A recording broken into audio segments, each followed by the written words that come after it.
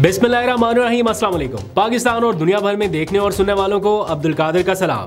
तो जनाब, छुट्टी के रोज़ आज एक बार फिर अडयाला जेल का गेट खुल ही गया और पीटीआई की मुज़ाकराती टीम के इमरान खान से हो गई है मुलाकात।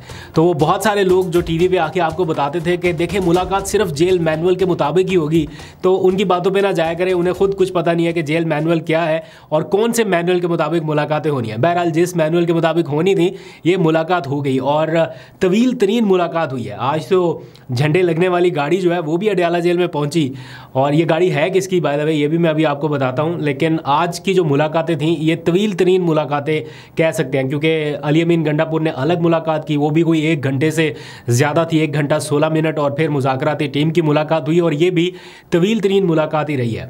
ऑल्दो के कंट्रोल्ड माहौल में थी, वैसा इन्वायरमेंट नहीं था जैसा पीटीआई की टीम चाहती थी, लेकिन फिर भी तवील मुलाकात रही है। दैट मीन्स कि बहुत सारी चीज़ों के ऊपर अब क्लैरिटी होगी मुज़ाकराती टीम के पास, और जैसे ही नेक्स्ट मीटिंग होगी उसमें कुछ ना कुछ चीज़ें जो है वो क्लियर पता चल सकेगी। क्योंकि अब हाँ है ना, बहुत सारे लोग पूछते हैं, तो ये भी अब क्लियर हो जाएगा कि क्या तीसरा राउंड आखिरी राउंड होगा या उसमें कुछ आगे ब्रेक थ्रू हो सकता है।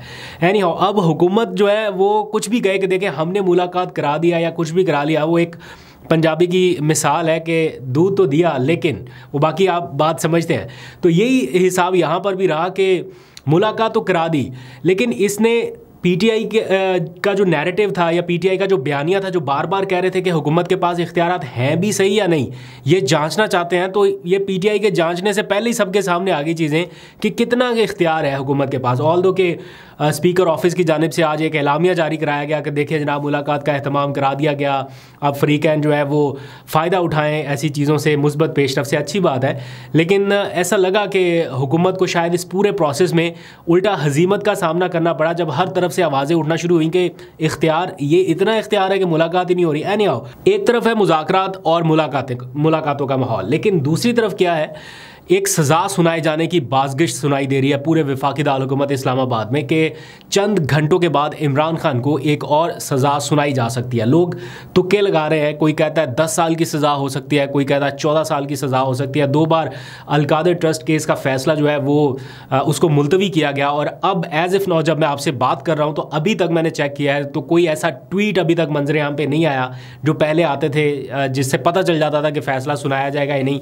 यानी जज साहब से पहले या वुकला से पहले टीवी के ऊपर खबरें चल जाती थी, सोशल मीडिया पे आता था, तो अभी तक इस बारे में कोई ट्वीट या कोई चीज़ नहीं है। हो सकता है कल फिर आपको सरप्राइज़ मिल जाए कि फ़ैसला डिले है, लेकिन एज़ इफ़ नाउ ऐसा ही लग रहा है कि ये फ़ैसला सुनाया जाएगा और उसमें ज़्यादातर इम्कान जो है वो सज़ा सुनाए जाने के हवाले से है। क्योंकि जो इमरान खान का मुखालिफ कैंप है वो भी यही कह रहा है कि सज़ा होगी, हर सूरत होगी और कोई और ऑप्शन ही नहीं है। इवन इमरान खान का कैंप या पीटीआई का कैंप और इमरान खान ख़ुद वो भी ये समझते हैं कि इसमें सज़ा ही सुनाई जाएगी। इसलिए नहीं कि कोई ऐसा जुर्म है या ऐसा कसूर है जो बिल्कुल क्लियर है, वाज़ेह है कि इमरान खान को भी पता है, लेकिन उनको पूरी ट्रेल का पता है और आप लोगों को भी पता है कि जो अडयाला जेल की 4 दीवारी के अंदर ट्रायल हो रहा है उसमें किस किस्म का फ़ैसला आ सकता है। बहरहाल मैं आपके सामने कुछ चीज़ें रख देता हूं ताकि आपको समझने में आसानी हो कि क्यों ये फ़ैसला इमरान खान के ख़िलाफ़ आ सकता है। देखें, इमरान खान और उनकी जो मुज़ाकराती टीम है वो बार बार एक ही चीज़ कह रही है हुकूमत से, ना हमें एनआरओ चाहिए, ना हमें इमरान खान की रिहाई किसी एग्जेक्टिव ऑर्डर से चाहिए। इमरान खान चाहते हैं कि वो अपने केसेस से लड़के, उन केसेस से सुरखरू होकर फिर आज़ाद हो। ये इमरान खान का इस टाइम नैरेटिव है कि कल को जब वो जेल से बाहर आए तो उन्हें ये ताना ना मिले कि आप एनआरओ करके, आप डील करके या आप किसी एग्जेक्टिव ऑर्डर से यानी हुकूमत के रहमो करम से आप बाहर निकले। ये वो बिल्कुल कतई नहीं चाहते। इमरान खान सिंपली इतना चाहते हैं कि हुकूमत अपना दबाव जो अदालतों के ऊपर बढ़ा रही है उससे दस्तबरदार हो, उससे पीछे हटे और उनका ट्रायल जो है मुनसिफाना और शफाफ अंदाज में आगे बढ़े तो वो हर केस से सुरखरू होकर बाहर निकल सकते हैं। फॉर एग्जाम्पल, पीटीआई की टीम ये कहती है कि जब इमरान खान की तोशाखाना 2 केस में ज़मानत हो गई थी तो फिर उनकी रिहाई बड़ा आसान तरीका थी, वो रिहा हो सकते थे, लेकिन हुकूमत ने उनको एक और केस में उनकी गिरफ्तारी डाल दी। वो थाना न्यू टाउन का रावलपिंडी का मुकदमा था, एहतजाज की वजह से वो इस मुकदमे में उनकी गिरफ्तारी डाली और वो अभी तक जेल में है। तो ये वो पॉइंट है जिस पर पीटीआई चाहती है कि हुकूमत अपना बेजा का जो दबाव या असर रसूख है उससे दस्तबरदार हो ताकि इमरान खान अपने केसेस लड़कर रिलीफ लेके बाहर निकले। अच्छा, अब अगर हुकूमत इमरान खान की ये डिमांड मान लेती है, इसका मतलब है तो वो किसी भी टाइम बाहर निकल सकते हैं। यानी वो इस टाइम कोई सजा याफ्ता मुजरम तो नहीं है, वो तो अंडर ट्रायल कैदी की हैसियत से हैं, तो वो तो किसी भी टाइम बाहर निकल सकते हैं।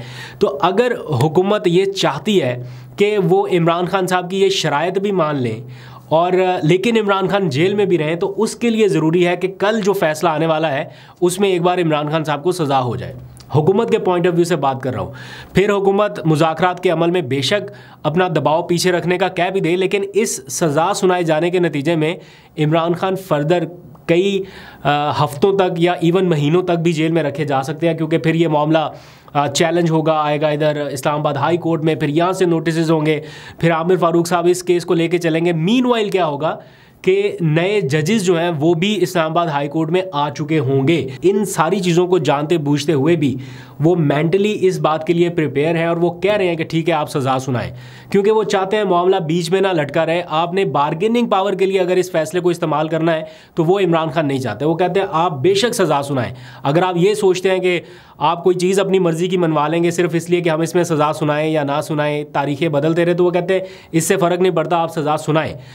इमरान खान के लॉयर्स को ये लगता है कि ये फैसला जो है ये बरियत का बनना चाहिए। इसमें कोई एविडेंस ऐसा नहीं है कि इमरान खान ने कोई माली फ़ायदा उठाया है। उल्टा हुकूमत के ख़जाने में 30 अरब रुपए उस 190 मिलियन पाउंड की रकम के ऊपर इजाफी उनको फ़ायदा हो चुका, जो जमा कराए गए थे स्टेट बैंक में, जिनके ऊपर इन्वेस्टमेंट हुई, उसके ऊपर 30 अरब रुपए का तो खाली प्रॉफिट हो चुका। तो इमरान खान ने तो फ़ायदा नहीं उठाया, उल्टा हुकूमत को फ़ायदा हुआ है। एनीवेज़, अब आ जाइए ज़रा अडयाला जेल की तरफ। जो आज मुलाकातें हुई हैं, जो झंडे वाली गाड़ियाँ अंदर गई हैं, उनकी ज़रा डिटेल बता देता हूँ। पहले तो अली अमीन गंडापुर आए, उनकी मुलाकात हुई और ये मुलाकात मुज़ाकराती टीम से अलग रही। तकरीबन 1.25 घंटे तक ये मुलाकात जारी रही। इमरान खान ने खुल के जो चीज़ें अली अमीन को बताने वाली थी उनके सामने रख दी हैं, गाइडलाइंस उनको दे दी हैं और उसके बाद फिर मुज़ाकराती टीम एंटर हुई। इनकी भी तवील मुलाकात हुई है, कंट्रोल्ड माहौल में हुई, लेकिन जो चीज़ें इन्होंने इमरान खान से पूछनी थी, जो चीज़ें रखनी थी, वो सारी इन्होंने डिस्कस कर ली हैं। जो झंडे वाली गाड़ी है वो उनकी है अपोजिशन लीडर जो है उमर अयूब साहब, क्योंकि एक वक्त था कि उमर अयूब को अडयाला जेल के बाहर से अरेस्ट किया जा रहा था क्योंकि वो इमरान खान से मुलाकात के लिए पहुंचे थे। और आज झंडे लगे वाली गाड़ी जो उनको एज अ ऑपोजिशन लीडर मिली हुई है पूरे प्रोटोकॉल के साथ, वो आए। अली अमीन गंडापुर भी पूरे प्रोटोकॉल के साथ आए और पूरा एहतमाम हुआ था आज मुलाकातों का। खैर, इस मुलाकात के इख्तिताम पर मुज़ाकराती टीम ने मीडिया से मुख्तसर सी गुफ्तगू की और इमरान खान से मुलाकात का अहवाल सामने रखते हुए बताया है कि जो पहली चीज़ जिसके ऊपर अभी भी इमरान खान पीछे हटने के लिए तैयार नहीं है वो है जुडिशल कमीशन के क़याम का मुतालबा। और हुकूमत से ये कह दिया गया है वाज़ेह तौर पर आज की मीडिया टॉक में भी, और बाज़ाब्ता भी उन्हें आगाह कर दिया जाएगा कि अब जब तीसरी नशिस्त होगी तो उसमें जुडिशल कमीशन के क़याम के हवाले से अपनी वर्किंग करके आइएगा। ऐसा ना हो कि आप फिर लंबा एक ब्रेक ले लें और जुडिशल कमीशन का कुछ पता नहीं है, क्योंकि इमरान खान ने आज भी जो 3 चीज़ें बताई हैं वो असीरान की रिहाई और जुडिशल कमीशन के क़याम का मुतालबा उनमें सरे फहरिस्त है। अपनी रिहाई का आज भी उन्होंने नहीं कहा कि पहला शुरुआत मेरी रिहाई से करें, वो कहते हैं असीरान की रिहाई से करें। और इसको लिंक कर दिया उन्होंने एजाज चौधरी के साथ। अब सेनेटर हैं एजाज चौधरी, सेनेट का सेशन अगर शुरू हो पार्लियामेंट में तो उनके प्रोडक्शन ऑर्डर जारी किए जाएं और उनको लाया जाए, सेनेट के इजलास में प्रोड्यूस किया जाए। ये मुश्किल काम नहीं है, लेकिन एक जेस्चर जो है ये दिया जा सकता है। कॉन्फिडेंस बिल्डिंग यहाँ से हो सकती है कि आप एजाज चौधरी को ले आए। हुकूमत के लिए कोई इतना काम मुश्किल नहीं है, 1-2 प्रोडक्शन ऑर्डर जारी करने हैं, कुछ कैदियों की रिहाई का अगर आगाज़ हो जाता है तो ये एक अच्छी चीज़ होगी। लेकिन कल आने वाला जो फैसला 190 मिलियन पाउंड केस का, अगर वो सुनाया जाता है तो क्या उससे मुज़ाकराती अमल मुतासिर होगा? तो इमरान खान ने आज क्लियर कहा है, अपनी टीम को ये डायरेक्ट कर दिया है कि नहीं, क्योंकि उनको पता है कि फ़ैसला उनके खिलाफ आ सकता है। तो आज भी इमरान खान ने बड़ा क्लियर अपनी टीम को कहा है कि सज़ा होती है नहीं होती ये अलग बात है, लेकिन मुज़ाकराती अमल जारी रखा जाएगा ताकि असीरान की रिहाई का अमल जो है वो स्मूथली पॉसिबल हो सके। और जुडिशल कमीशन का क़याम जो है वो, अगर एक बार जुडिशल कमीशन बन गया तो फिर बहुत सारी चीज़ें जो है वो ऐसे निकल के सामने आएंगी कि फिर पीटीआई शायद बैकफुट पे ना रहे। तो इसलिए इमरान खान ने बड़ा सोच समझ के ये मामला उठाया है। एनीवेज जो 31 जनवरी तक की डेडलाइन का मामला है, जिसके ऊपर हुकूमत को भी एतराज़ आता है और बार बार कह रहे हैं कि बड़ा क्लोज टाइम दे दिया आपने, तो वो कह रहे हैं कि 28 फरवरी तक इसको लेके जाएं। तो आज इस बारे में भी क्वेश्चन हुआ कि क्या इमरान खान 31 जनवरी की डेडलाइन आगे लेके जाएंगे। तो ये बताया गया है कि अगर, बल्कि आज मुज़ाकरात में ये बातचीत भी हुई है कि अगर हुकूमत की जानिब से कोई ठोस पेशरफ्त सामने आती है या ऐसा लगे कि हुकूमत संजीदा है, तो फिर इमरान खान इसको कंसीडर करेंगे। वो भी मुज़ाकराती टीम के इख्तियार में नहीं होगा। इमरान खान चाहेंगे तो इसको आगे बढ़ा भी सकते हैं। और मेरा ख्याल है अगर कोई ठोस पेशरफ्त होती है तो इमरान खान साहब को ये डेडलाइन या ये वक्त जो है वो आगे बढ़ा देना चाहिए, फरवरी तक ले जाना चाहिए। बाकी उनकी लीगल टीम जो है वो फाइट बैक करती रहेगी, लेकिन असीरान की रिहाई के मामले पर अगर कुछ पेशरफ्त होती है तो इसको बढ़ाना चाहिए। साथ ही इमरान खान ने इन कैदियों की रिहाई का जो मामला है या इनकी गिरफ्तारी इतने लंबे अरसे से जारी है अंडर ट्रायल प्रिजनर्स की, इस मामले को इंटरनेशनलाइज करने का कहा है और अपनी टीम को ये टास्क दिया है कि वो आलमी सतह पर इसको ज़्यादा हाईलाइट करे। कल भी उन्होंने कुछ गुफ्तगू की थी, उनकी बहनों ने आके बाहर ये बात बताई थी। आज तो मुज़ाकराती टीम ने भी बताया कि इमरान खान चाहते हैं कि इस मामले को आलमी सतह पर या आलमी फोरम्स पर भी उठाया जाए।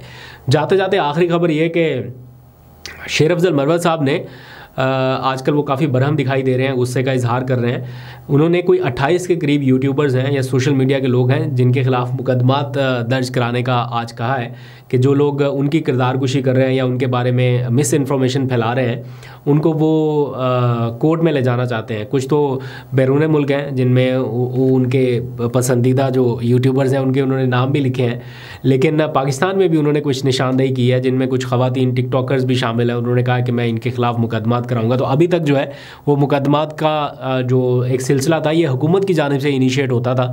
आज शेर अफजल मरवत ने भी कह दिया कि वो यूट्यूबर्स को कोर्ट ऑफ लॉ में ले जाना चाहते हैं। लेट्स सी, देखते हैं इस बारे में जो भी अपडेट होगी वो आपको बताएंगे। अभी तक के लिए इतने, अपना बहुत सा ख्याल रखिए। अल्लाह हाफिज़।